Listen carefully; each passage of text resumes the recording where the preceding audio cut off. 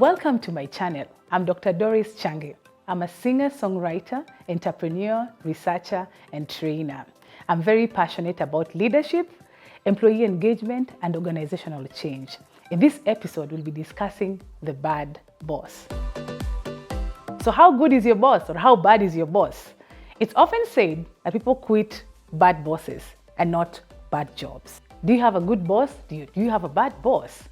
Now, have you ever found yourself with everything being held constant, the job being the same, the organization being the same, but your performance keeps shifting with the change of bosses? With one boss, you're performing at level 10. With a different boss, you're performing at level 5. Or you could be thinking your job is terrible, you're performing at level 5, an average employee. But with the introduction of a new boss, you're suddenly exceeding your performance levels. You're now at a 10. So if you have a bad boss, then you've definitely experienced the following. Number one, bad bosses are very poor communicators. You don't know what they want. They keep shifting the expectations. There are no clear goals. Everything is ambiguous. You're treading in the dark, but then when you miss the goal, he pounces on you with so much anger. That leaves you confused because you have to keep guessing. What is he saying? He's never really clear. Now, if your boss is that boss, then I can agree with you. You have a difficult time at work. Bad bosses have favorites. They play favoritism in the office. They form cliques, groups of people who probably have the same characteristics as them. So sometimes you could face discrimination. You might not be able to join this clique because of probably your age, your level of education, your race, your religion. You just can't seem to measure up. Now, this is very difficult when you have this kind of scenario going on around you. And this lets organizations down, because employees are now split into two. They try to join this small clique around the boss. They want to belong to the kitchen cabinet. Now, what happens? They do everything they can to make sure they get into this space. That includes backstabbing other employees, gossiping, taking the latest gossips to their boss, trying to show their boss that they are more loyal to their bosses. Or an employee might decide to just give up. Just give up, because you will never be able to join this clique. You will never be able to get a promotion. You will never be able to gain anything or any recognition because you don't belong to this clique. So this can be a very negative work atmosphere. If you're going through this, I surely understand what you're going through. It must be very difficult. I remember working in an organization, and that was my experience. There's a way you had to be. Most people in their workspace were older, and had a more bureaucratic way of managing things. And those of us who were younger, believed in making decisions and just carrying the day, just doing our work as best as we knew. And so we were clashing with the management because they believed that things had to be done a particular way. So we gave up. Most people ended up leaving the organization. Others moved to other departments because they could never seem to fit into this clique. Bad bosses prefer disciplinary measures over everything that you do. No matter how small the mistake is or how big it is, you will always face disciplinary measures. And by the way, I understand I have staff members and employees can make mistakes. Some of these mistakes can cause the organization losses in revenue and potential clients. I'm not trying to say that employees are perfect, but I'm trying to say that not all mistakes require the same type of disciplinary measures.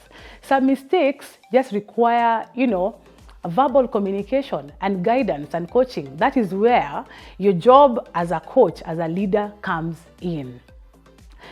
There was a time I was working in an organization, and it was a sales department, and we were over 40 employees that had been recruited. And it was very difficult for us because the statement, "I will fire you if you don't, blah, blah, blah," was very common. No matter what you did, the response from your boss would be, "You will be fired." In a span of 1 year, out of 40, I think 18 were left. I eventually left the organization as well because, number one, there was no job security. When you go to work and you can be fired anytime because you have not, you will not settle. You'll keep looking over your shoulder and you keep looking outside the organization. What else can I do? Because here I'm being threatened every day. Bad bosses perpetually report you to HR. Every day there's a warning letter in your file because you have not done this.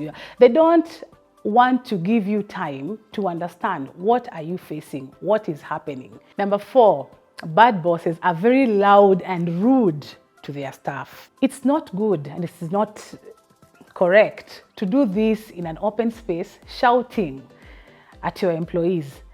We've experienced this in the workplace all the time. And most of these bosses who do this, but they believe that the employees deserve this kind of treatment. You've had employees being called names, being abused, being called stupid or any other name.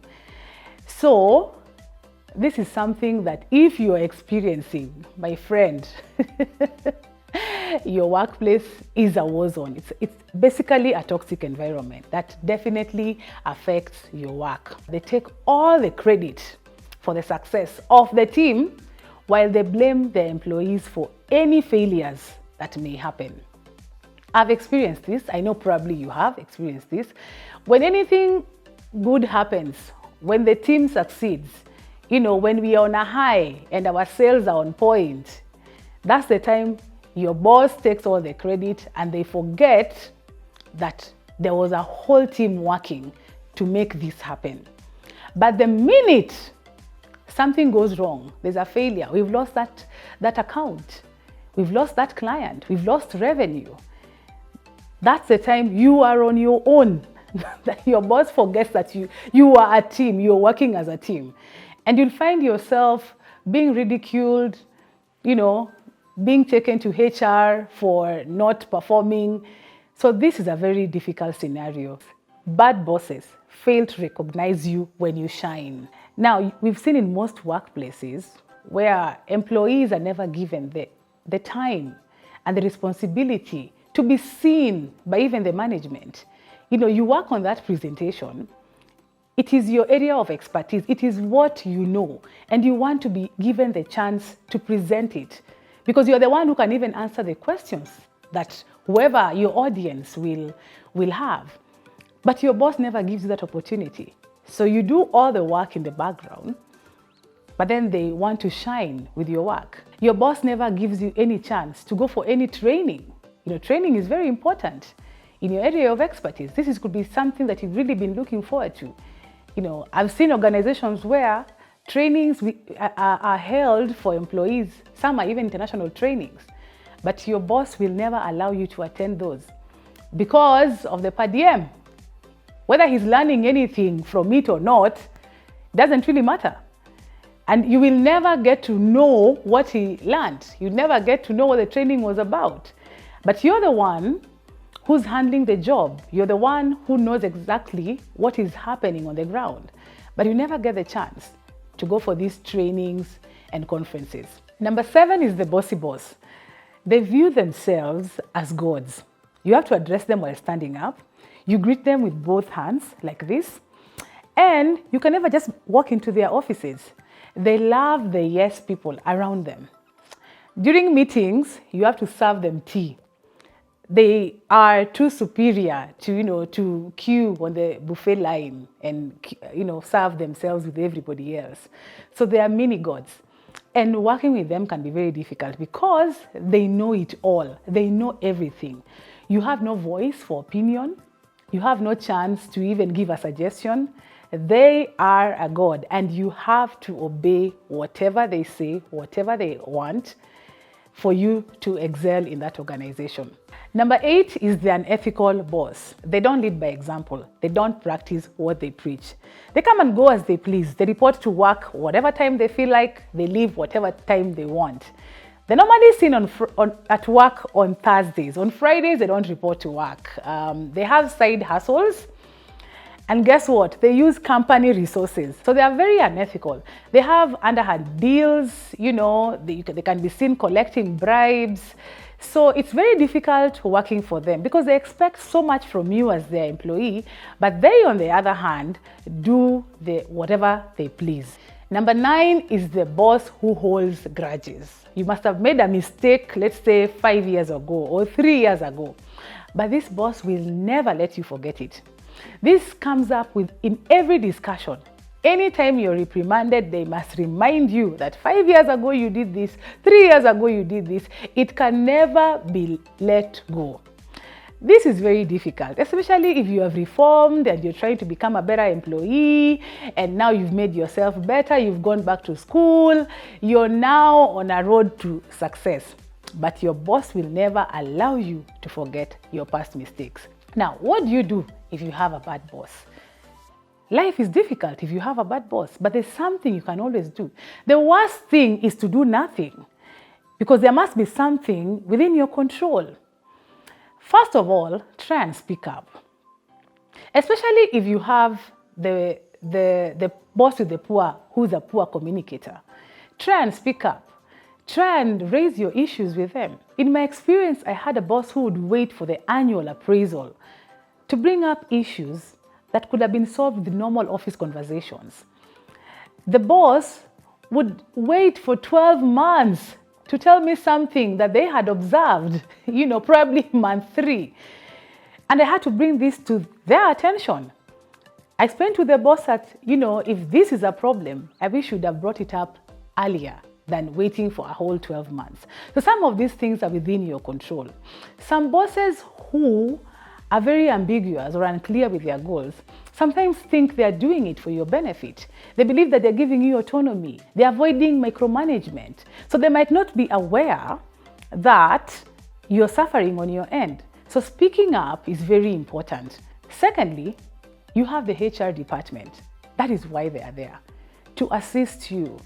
Speaking up to your HR is very important, because you might be surprised that you're not the only one who's suffering. There could be other people reporting to the same boss who have similar issues. So learn to speak up to your HR. With all said, not everybody will change. You might speak up, you might talk to your HR, and your boss is still your boss. They may not change. It might be time for you to seek transfer to another department or to move on to another job. Sadly, it might come to that. I hope you've enjoyed today's episode. Remember to subscribe, go to the comment section, share with us your experience with your bad boss, and let's learn from each other. Thank you so much. Bye.